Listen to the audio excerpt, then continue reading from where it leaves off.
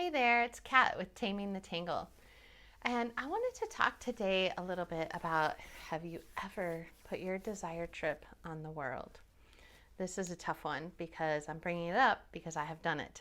And it is a subtle, sneaky way that our shadow sides rise up and help us kind of manipulate to get things that we want instead of just directly going after them, which is a whole lot easier, but does sometimes take some confrontation, speaking up, and being in our power. So, to give you an example, I'm going to talk about a backpacking trip that I went on. And I went with two other friends. They were extremely experienced backpackers, and I've only gone backpacking one other time.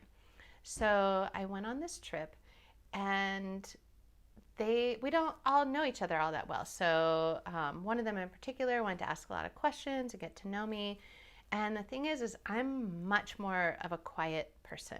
I'm introverted. I do like socializing, but I need to recharge after socializing. So my ideal backpacking would be like 5 days of silence, and then maybe get together at camp and hang out a little bit in the evening, and then I go to bed early. Like I do not have to be a very social person.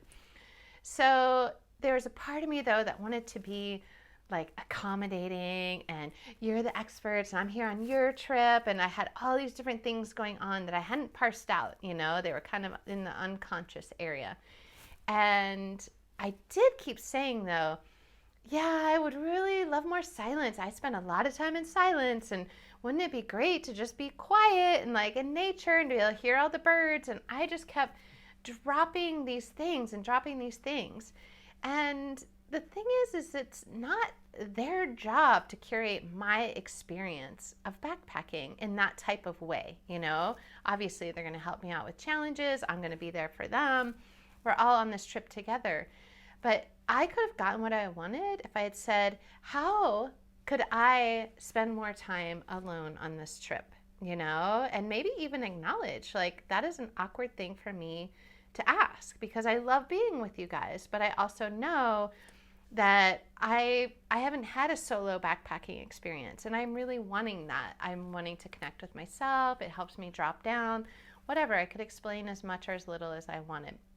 But instead, I just whined about it, and I kept like putting it off on to them. I was putting my desire trip off on someone else, and essentially constantly handing the power baton to them. Like, here's what I want. Will you give it to me? Will you give it to me? Will you give it to me?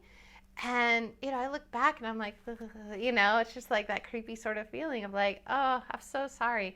I did get some awareness. We did on one of the days all split up. So everyone got a time of about an hour or so of walking by themselves.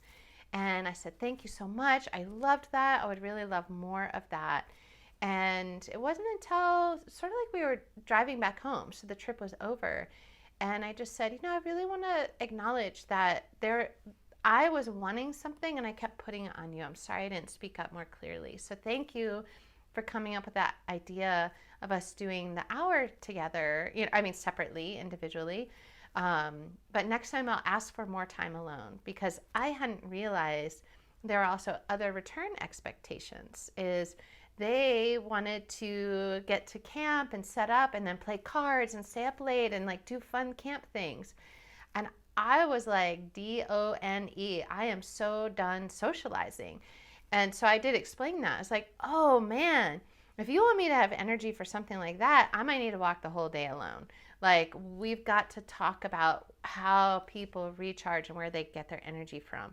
So I gave all of my energy during the day, had nothing left at night. I slept great, gotta admit that, that it was, and I got to know them really well. I enjoyed our conversations.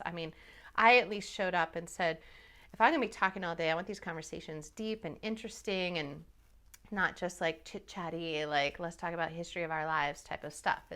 I like to get in there of what people's philosophies and their values are and how they've chosen to live their lives. So there were some juicy conversations, but there was some big learning there. And I have caught myself many times since then repeating that type of pattern. And I'm trying to break myself of it. It's a mindfulness practice here where instead of saying, when's a good meeting time for you? Like pointing out, here's some good meeting times for me. I would really like to see you. Do you have any time this weekend? Like like bringing it more to specifics and concrete, and not just, throwing this really soft, limpy lob over to somebody and expecting them to return it back the way that I wish I had sent it off. So I'm trying to show up more directly and get closer to what I want.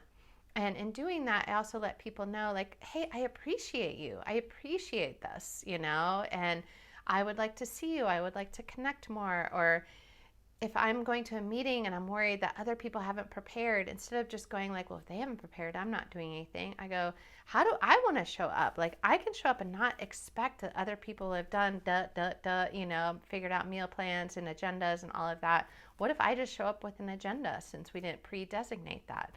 How can I start stepping more into my place of power, be more of a leader, especially when it comes to me and my desires?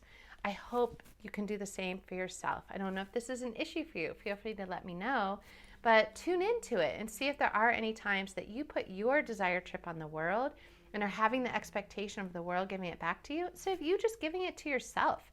Like, we got to do some self-love here, self-care, show up the way that we want to show up. And then awesomely, the world's going to meet that, and we'll start showing up more that way. But it starts with us. We got to do it first.